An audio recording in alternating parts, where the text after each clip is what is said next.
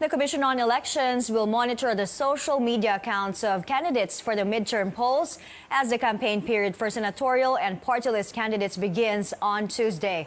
Comelec spokesperson James Jimenez tells CNN Philippines they now require candidates to register their official websites, blogs, and social media accounts.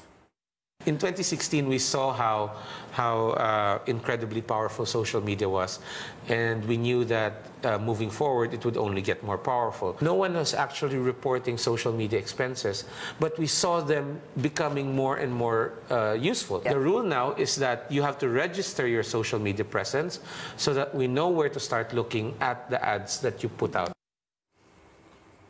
An environmental group wants candidates to carry out eco-friendly campaigns to protect the environment. In a statement, Eco Waste Coalition also urges aspirants to present solutions to address climate change and waste problems, among others. Last week, the group revealed that laboratory tests found high levels of hazardous chemicals in tarpaulins, mostly used for election posters. President Rodrigo Duterte has vetoed the bill seeking to further strengthen the Philippine Coconut Authority. The president says the current version of the bill, quote, regrettably lacks vital safeguards to avoid the repetition of painful mistakes in the past. The president says the bill exposed farmers to injury. However, he doesn't go into detail. He adds its provisions do not reflect the ultimate goal of accelerating the full utilization of Coco Levy assets and funds. The president's move not sitting well with coconut farmers. Our Makoy Popioko tells us why. A farmers group slams President Rodrigo Duterte for rejecting the bill that reconstitutes the Philippine Coconut Authority, or PCA. One of the group's leaders, Eduardo Mora, says coconut farmers feel demoralized and betrayed. Bakit dekada na hindi ibigay sa magsasaka? Sino bang talagang gusto makalabang ng pera na ito na mula sa pinagpaguran ng magsasaka? Nagdududa-tuloy ako, may pera pa nga ba para ibigay sa amin? O kaya baka naman kaya pinatatagal ay wala nang ibibigay sa magsasaka.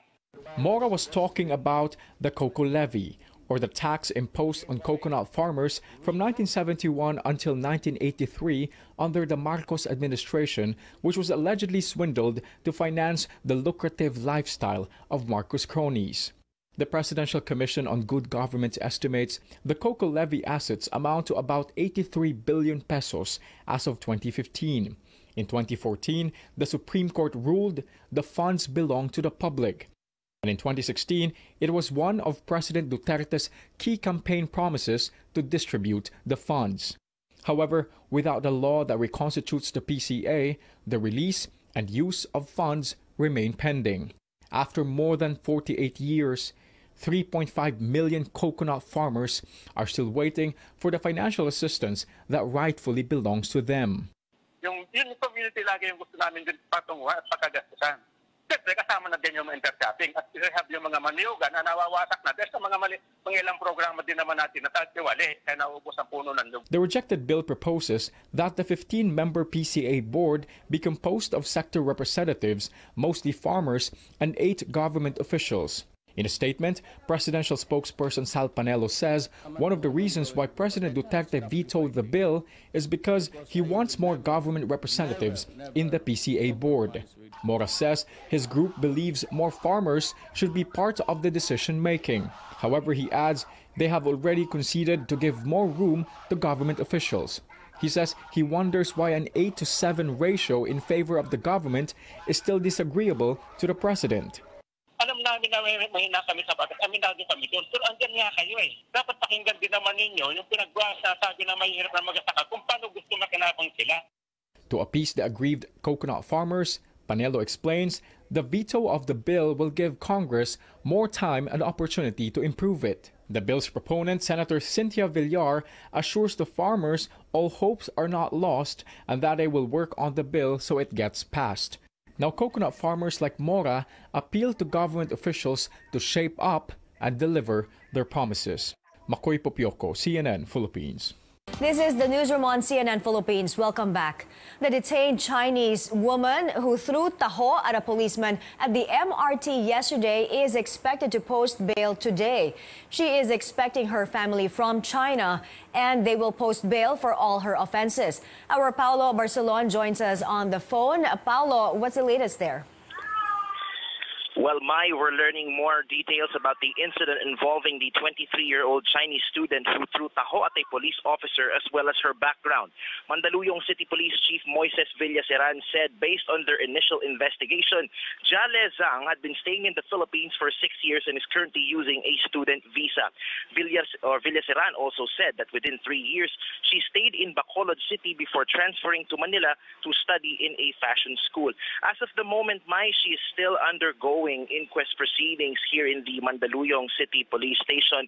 Right now, we're still waiting on the proceedings to start, and her attorney had just arrived to provide her with the counsel that she needs to, or in order to defend herself from the allegations being thrown against her. Now, what we've been hearing from PO1 Cristobal, the police officer who had been thrown with the drink that Ms. Zhang was taking and during the incident, and the security guard who was an eyewitness, is that Ms. Zhang tried to force her cup of taho into the MRT, but when guards and police responded by showing her a copy of the MRT3 management's memo, she refused and crumpled it and then threw her cup of taho on PO1 Cristobal. Members of Zhang's family are expected to arrive tonight from China to help her post bail, as the 3 cases she's facing are all bailable offenses. And she also requested a lawyer from the public attorney's office, but her lawyer finally showed up just before we went on the air. Paulo, tell us, what is Ms. Zhang doing at the moment?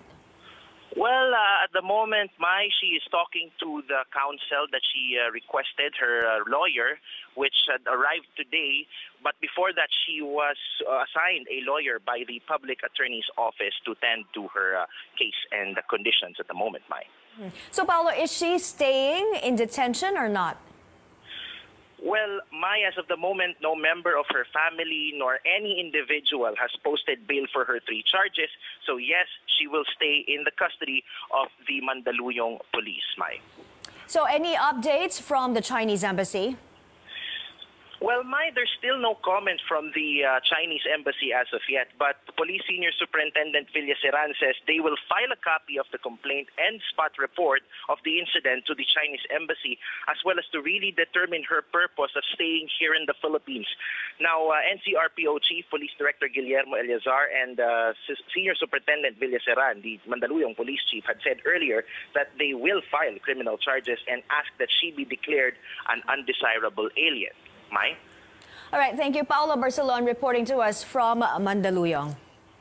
A shocking collision between a bus and a jeepney this morning was caught on CCTV. Just a warning, what we're about to show you may be disturbing.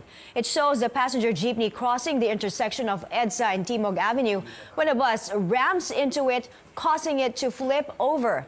14 passengers were injured. Police say it appears the jeepney sped through the yellow light. Transport regulators will order the jeepney operator to appear before the court while it makes sure that all those injured receive assistance. The government ramps up its campaign against measles as it spreads to more parts of Luzon and Visayas. The health department says cases reached 1,813 from January 1st to 26 alone. Last year, the figure was more than 18,000, a significant jump from 2015 and 2017. The figure was much lower in 2016 at just over 700 cases. The record high in recent years was in 2014 when cases hit more than 54,000. This prompted the government to launch a 3-year supplemental immunization campaign for students from grades 1 to 7.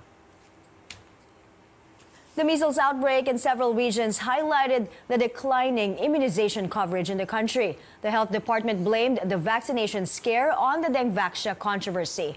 Our correspondent Makoy Popioco talks to some barangay health workers who are confronted with the challenging task of convincing parents to have their children vaccinated.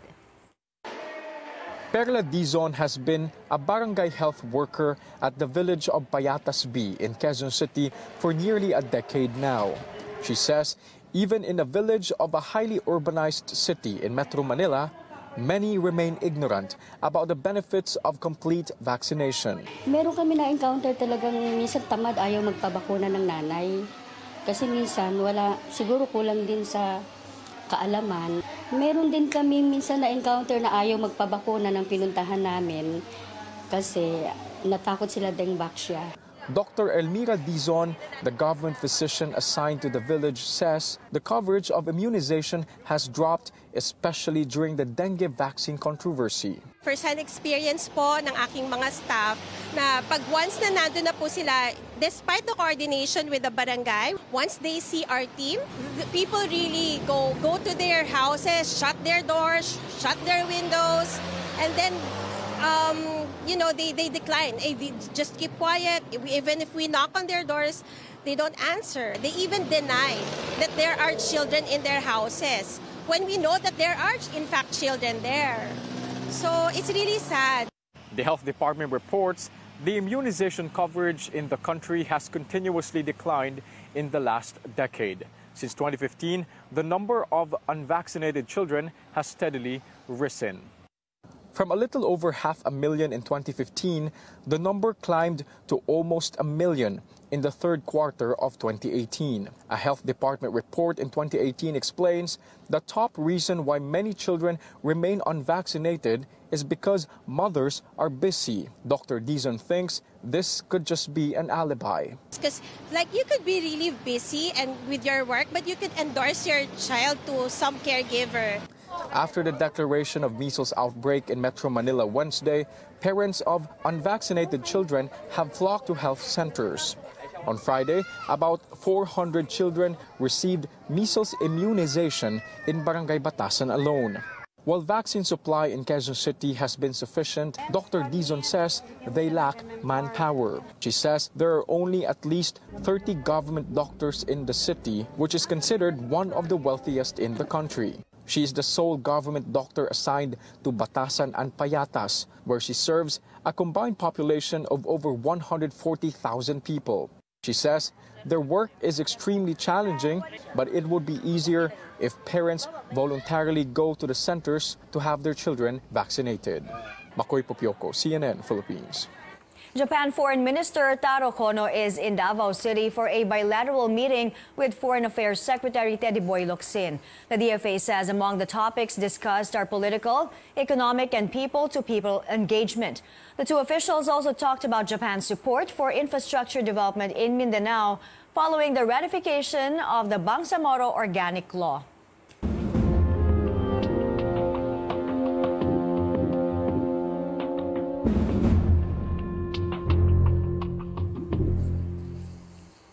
Authorities are on the lookout for a foreign suicide bomber who's being harbored by the Abu Sayyaf in Sulu, led by Hatib Hajan Sawadjaan, the alleged mastermind of the Jolo Cathedral bombings. Speaking to CNN Philippines, Interior Secretary Eduardo Año says they can't confirm the foreigner's nationality, but he speaks Arabic and is married to a Filipina Tausug. Año also says that among all Abu Sayyaf factions, it is Sawadjaan's group who are very active in supporting the call of ISIS. The U.S. Defense Department says Sawadjaan has been anointed as the new emir of ISIS in Southeast Asia. Meantime, Año confirmed that the government will be working with Indonesian authorities to clarify if the couple who allegedly carried out the Jolo attacks were indeed Indonesian citizens. Well, the Indonesian government, of course, would like to be specific and they would like to get some proof that they are really Indonesian citizens. We are working with them. Actually, we'll be asking the assistance for confirmation or identification during DNA testing. But we're working it out.